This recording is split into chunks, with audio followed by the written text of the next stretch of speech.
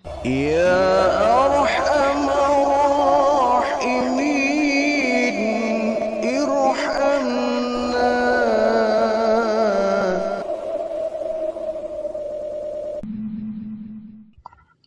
Para pecinta dakwah, para pecinta ta'lim yang semoga senantiasa dirahmati oleh Allah Subhanahu wa taala. Kita akan kembali mengupas kitab Nashihul Ibad, karya besar dari Syekh Nawawi Al-Bantani. Semoga bisa memberikan banyak masukan dan nasihat untuk kita semuanya. Ada satu ungkapan dari Sayyidina Ali bin Abi Thalib karamallahu wajhah, di mana beliau berkata, "An-ni'amu sittatu asya." Nikmat yang utama itu ada 6 perkara. Nikmat yang paling utama itu ada 6 macam. Di sini bahwa Allah memberikan kita nikmat yang begitu banyak tanpa perhitungan sedikit pun kepada kita. Bahkan nikmat ini diberikan kepada seluruh manusia. Entah dia beriman kepada Allah, entah dia tidak beriman kepada Allah, semua Allah memberikan kepada manusia itu tanpa adanya persyaratan. Semua nikmat diberikan kepada manusia secara cuma-cuma. Kesehatan, misalkan kita orang yang beriman diberikan kesehatan. Orang yang tidak beriman kepada Allah pun sama diberikan kesehatan.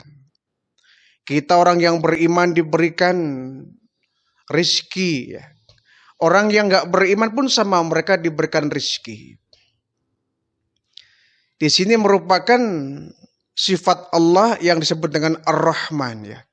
Maha pengasih. Kalau maha pengasih ini Allah tak pilih kasih. Semua manusia, entah dia beriman atau tidak, dia dikasih. Dan nikmat yang Allah berikan kepada manusia itu sangat begitu banyak. Dan tidak akan sanggup kita untuk menghitung-hitungnya. Tetapi ada nikmat yang tidak Allah berikan kepada semua manusia. Ada nikmat-nikmat khusus yang diberikan hanya orang-orang tertentu saja. Kalau nikmat kesehatan, semua manusia diberi. Nikmat rezeki, semua manusia diberi.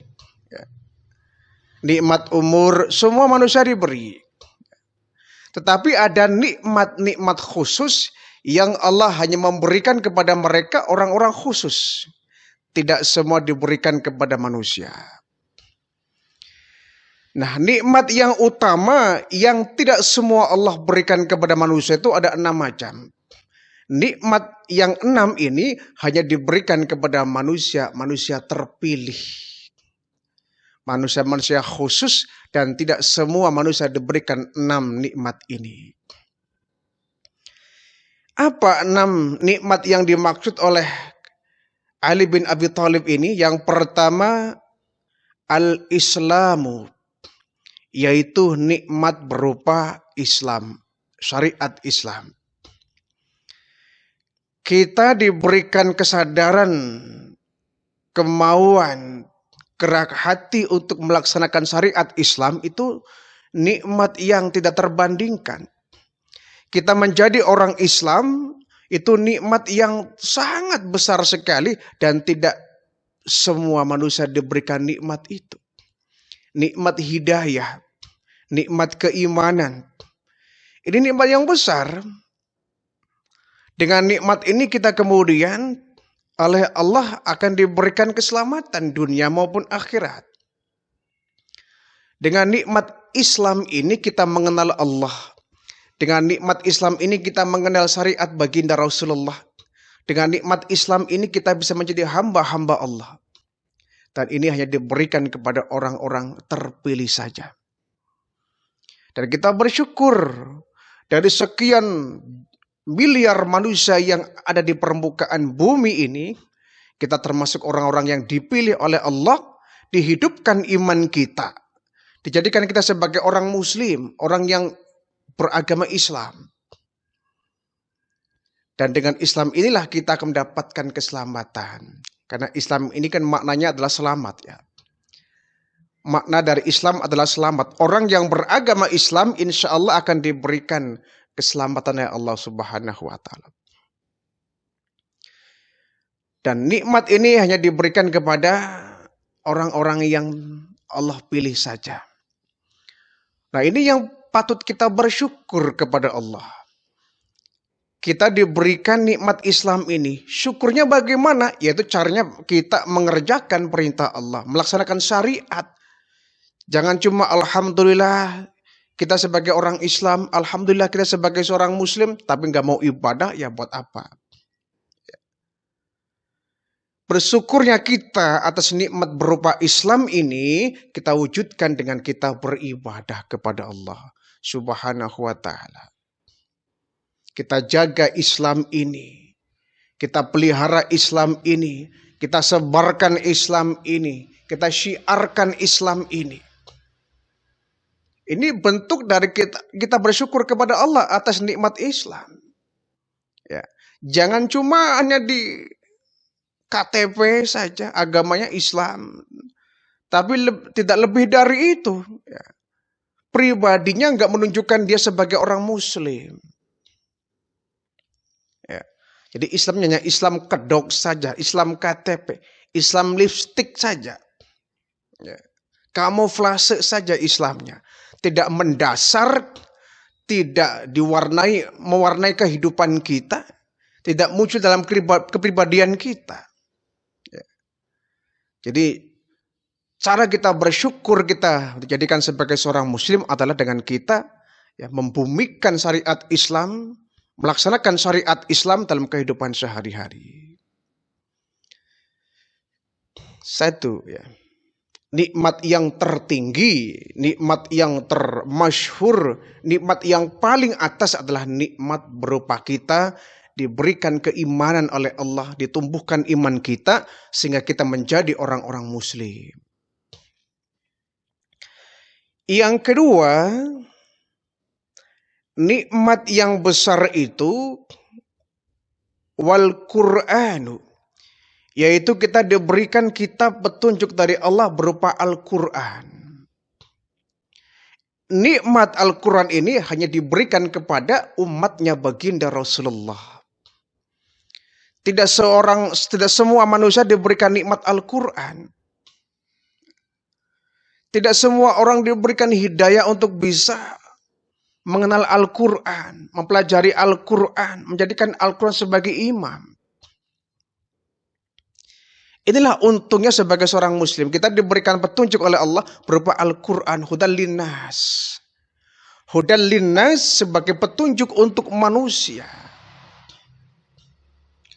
Al-Quran sebagai penerang kehidupan manusia kita umat Islam.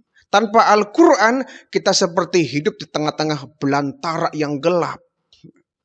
Kita nggak tahu arah ya, nggak tahu kanan, nggak tahu kiri, nggak tahu timur, nggak tahu barat. Nggak tahu selatan, nggak tahu utara. Diberikan Al-Quran sehingga kita tahu ini yang halal, ini yang haram. Ini yang baik, ini yang buruk. Ini jalan yang sampai ke surga, ini yang sampai ke neraka. Al-Quran memberikan petunjuk itu. Nah, orang yang kemudian menerima Al-Quran sebagai petunjuk kehidupannya, berarti dia diberikan hidayah untuk menjadikan Al-Quran sebagai pedoman hidupnya. Sebab ada orang yang diberikan Al-Quran, diberikan petunjuk, dia abaikan itu ya. Tidak mempedulikan seruan Al-Quran. Bahkan petunjuk hidupnya adalah otaknya, akalnya, ilmunya kadang-kadang. Tapi tidak bersumber dari Al-Quran. Jadi Al-Quran ini akan menjadi syifa, menjadi obat.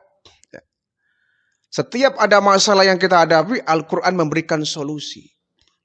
Dan yang sangat terpenting adalah Al-Quran, jika kita baca dalam kehidupan kita sehari-hari, dia akan memberikan syafaat nanti di hari kiamat. Allah pernah menurunkan kitab Zabur, tapi Zabur isinya kurang lengkap. Ya. Allah pernah menurunkan Taurat untuk orang-orang Yahudi, tapi isinya kurang lengkap. Allah pun pernah menurunkan Injil kepada umat Nasrani, umat Nabi Isa alaihi salam, tapi kurang sempurna. Tapi Al-Quran, kitab yang sangat sempurna, yang super lengkap. Kenapa? Karena Al-Quran memuat ajaran kitab Zabur, memuat ajaran kitab Taurat, dan memuat ajaran kitab Injil. Itulah yang kemudian Al-Quran kitab yang super lengkap. Dan Al-Quran ini berlaku untuk seluruh umat. Dari semenjak turun sampai menjelang datangnya hari kiamat. Jadi super lengkap. Segala kehidupan kita di dunia ini, permasalahan apa, semuanya ada petunjuknya dalam Al-Quran. Ini nikmat yang sangat besar. Nikmat yang sangat besar. Kita diberikan kitab Al-Quran yang sangat lengkap dan komplit. Sebab itu, jadikan Al-Quran sebagai imam kita. Caranya bagaimana? Kita baca Al-Quran setiap saat, isinya kita dalami, isinya kita pelajari, dan isinya kita amalkan dalam kehidupan sehari-hari. Itu sebagai wujud syukur kita atas diberikannya kitab Al-Quran ini. Dua ya. Adapun yang ketiga, nikmat yang termasuk kelompok nikmat yang besar, wa Muhammadur Rasulullah. Kita dijadikan sebagai umatnya baginda Rasulullah sallallahu alaihi wasallam. Kita berada di zaman kenabian ya, baginda Rasulullah. Betapa Nabi Musa dulu pernah bermohon, ya Allah, jadikan aku sebagai umatnya Nabi Muhammad. Nabi Musa bermohon kepada Allah agar dijadikan sebagai umatnya Nabi Muhammad. Ini betapa agungnya Rasulullah ya. Betapa beruntungnya menjadi umatnya Rasulullah sallallahu alaihi wasallam. Jadi kita kelak berharap bahwa baginda Rasul akan merangkul kita menjadi umatnya di hari kiamat. Sebab kalau di dunia ini kita cuma ngaku, namanya ngaku, semua orang bisa ngaku. Tapi yang terpenting kita diakui atau tidak, ini yang terpenting. Kita mengaku umatnya Rasulullah, harus. Tapi yang lebih penting dari itu, Nabi mengakui tidak. Bahwa kita sebagai umatnya, itu yang kita tidak tahu. Sebab nanti di hari kiamat banyak orang yang mengaku, ya Rasulullah, ya Nabi Muhammad, aku umatmu. Tapi nyatanya di padang mahsyar kelak nanti di akhirat, banyak orang yang ditolak, kau bukan umatku, falaisa minni ya. Bukan termasuk golongan umatku. Banyak yang Nabi enggak menganggap sebagai umatnya. Ini yang kita khawatirkan dan kita takutkan. Kita saat ini mengaku sebagai umatnya Rasulullah, ya itu penting, itu sangat harus ya, kita harus mengaku sebagai umat, bangga menjadi umatnya Rasulullah. Harus bangga. Bangga, bahagia, senang, gembira menjadi umatnya baginda Rasulullah. Bersyukur oleh Allah dijadikan sebagai umatnya baginda Rasulullah. Tapi tidak cukup sampai di situ. Mensyukuri nikmat berupa kita menjadi umatnya baginda Rasulullah adalah dengan kita mengamalkan sunnah-sunnahnya, mengamalkan anjuran-anjurannya, bersolawat kepada baginda Rasulullah. Itu bentuk rasa syukur kita dijadikan sebagai umatnya Nabi Muhammad SAW. Jangan sampai kita ngaku umatnya Rasulullah tapi kita enggak mau solawat ya. Bahkan memusuhi orang yang gemar solawat ya. Menjauhi orang-orang yang suka bersolawat. Solawat dianggapnya kuno, solawat dianggapnya hal yang hura-hura. Padahal solawat merupakan bentuk cinta kita kepada baginda Rasulullah. Allah saja, malaikat saja bersolawat kepada baginda Rasulullah. Bentuk solawatnya itu improvisasi. Salawat yang terpenting adalah Allahumma salli ala Sayyidina Muhammad wa ala ali Sayyidina Muhammad. Itu memang pokok daripada salawat itu. Tapi kita bisa juga dengan salawat-salawat yang lain yang intinya adalah kita ya, mengakui kehebatan baginda Rasulullah, ya, mengakui kemasyhuran Rasulullah, akhlaknya Rasulullah. Ya. Jadi dengan sholawat ini kemudian kita bisa mencurahkan rasa rindu kita kepada Rasulullah dengan harapan kelak kita menjadi orang yang diakui sebagai umatnya. 3 ya. Yang keempat, keselamatan yang termasuk 6 dari keselamatan, nikmat yang paling banyak adalah wal'afiyatu, diberikan kita keselamatan. Ini nikmat yang besar ya. Nikmat yang besar. Diberikan kita keselamatan, dan Islam adalah agama selamat ya. Orang yang masuk ke dalam Islam, dia akan diberikan keselamatan. Bahkan di dalam Islam kita ada anjuran memperbanyak salam. Assalamualaikum. Salam yang kita ucapkan itu merupakan bentuk dari doa kita kepada saudara kita agar semua kita mendapatkan keselamatan. Kita berjumpa dengan kawan kita, Assalamualaikum, semoga Anda diberikan keselamatan. Dia menjawab, Waalaikumsalam. Semoga engkau juga diberikan keselamatan. Subhanallah. Indah sekali Islam ini ya. Seorang muslim bertemu, dia sama-sama mendoakan supaya mendapatkan keselamatan. Baik keselamatan di dunia ini, lebih-lebih yang terpenting adalah keselamatan di akhirat. Selamat di negeri akhirat artinya kita tidak dimasukkan ke dalam neraka.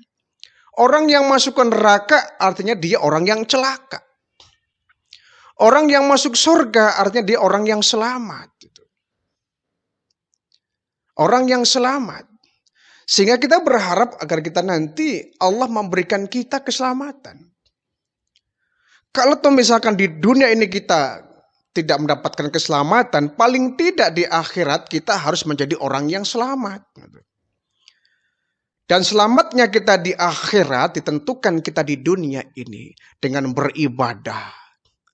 Dengan bertakwa kita kepada Allah, melaksanakan perintah Allah, menjauhi larangan Allah. Ini cara kita mendapatkan keselamatan. Sholat, puasa, zakat, haji, umroh, menebar kebaikan, membaca Al-Quran, dekat dengan masjid, dengan ulama, banyak mencari ilmu. Ini merupakan bentuk ikhtiar kita agar nanti di akhirat kita mendapatkan keselamatan.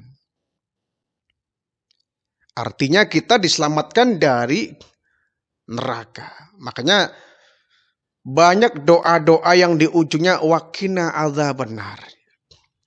Doa Sabu Jagat misalkan ya, Rabbana atina fid dunya hasanah wa fil akhirati hasanah wa qina adzabannar. Ya Allah, berikan kami kebaikan kehidupan di dunia dan juga kebaikan di akhirat. Wa qina adzabannar, dan selamatkan kami dari neraka, jauhkan kami dari neraka. Jadi semua kita ingin selamatin dunia ini ya, juga di akhirat ya. Selamat dunia, selamat akhirat. Tetapi sekali lagi, selamatnya kita bergantung pribadi kita masing-masing seperti apa. Kalau kita termasuk orang yang suka beribadah selama di dunia ini, insya Allah ya nanti kita di akhirat mendapatkan keselamatan. Yang keempat ya. Adapun yang kelima, yang termasuk kelompok 6 nikmat yang besar adalah wasitru. Sitru ini adalah tertutupnya aib. Ini juga ya, kita sangat berharap Allah menutup aib kita. Mungkin kita banyak dosa-dosa yang kita lakukan, dosa kecil atau bahkan mungkin dosa besar. Tetapi Allah menutupi aib kita dari orang lain. Kalau aib semua kita dibuka, mungkin kita akan malu. Ada yang sudah pernah berbuat dosa, berbuat maksiat. Ya. Sengaja Allah tutupi aib kita agar nggak kebongkar. Kalau Allah mau semua aib kita dibuka, orang lain semua tahu, kita akan malu. Kita nggak akan punya harga diri. Allah menutupi dosa-dosa kita dari mata manusia tentunya. Ini kan nikmat dari Allah. Ya. Kalau sudah Allah tutupi dosa dan aib kita, jangan malah kitanya yang ngebongkar sendiri. Ya, jumpa pers misalkan, ditanya oleh wartawan, atau dia di podcast misalkan, dia cerita keburukannya, menceritakan masa lalunya yang gelap, yang kelam, diobral menjadi sebuah berita yang dikonsumsi oleh publik. Ini kan andai kata kita pernah terjebak kepada hal-hal yang kurang bagus, kita tutupi. Dengan kita menutupi, Allah akan menutupi. Jangan sampai sudah Allah tutupi aib kita, kita bongkar sendiri di depan orang lain. Akhirnya kita dicap sebagai orang yang punya masa lalu yang kelam, ya, punya cerita lalu yang sangat tidak baik. Ya, jadi kita apapun dosa yang pernah kita lakukan, namanya manusia, ya, tidak akan bisa menghindar dari dosa. Sebab itu dengan kita bertaubat kepada Allah, memperbaiki diri dan kita tutupi aib kita. Dengan begitu Allah akan menutupi aib kita. Yang keenam, yang termasuk kelompok nikmat besar, wal ghina 'anin nasi. Kita tidak memerlukan bantuan orang lain. Artinya kita punya power, kita punya kekuatan, kita punya kemampuan tanpa harus bersandar kepada orang lain. Tanpa harus minta bantuan kepada orang lain. Tanpa harus kita meminta kepada orang lain untuk membantu kita. Ya. Ini juga sangat kita harapkan, ya. Allah memberikan kita kemampuan, Allah memberikan kita power, kekuatan agar kita bisa hidup dan berdiri di atas kaki sendiri. Apalagi kita bergantung kepada orang lain, naudzubillah, ya. Jangan sampai kita seperti benalu, bergantung hidup kita kepada orang lain dan orang lain kita rugikan, naudzubillah min dzalik. Umat Islam harus menjadi umat yang punya harga diri, ya. Jangan sampai kita dikte oleh umat-umat yang lain. Jangan sampai kita umat Islam jadi pengekor umat yang lain, peniru umat-umat yang lain. Kita umat Islam punya jati diri, ya. Punya jati diri, punya kepribadian. Jangan sampai kita selalu mengandalkan umat-umat yang lain untuk keperluan kita umat Islam. Ya.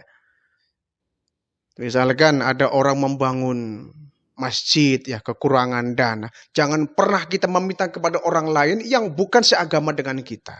Ya. Banyak kok orang-orang Muslim yang dia orang kaya raya kok. Banyak kok Muslim yang menjadi pengusaha besar kok. Miliarder kok. Ya. Kalau kita meminta sedekah sumbangan kepada mereka, ya masih katakan wajar sama umat Islam.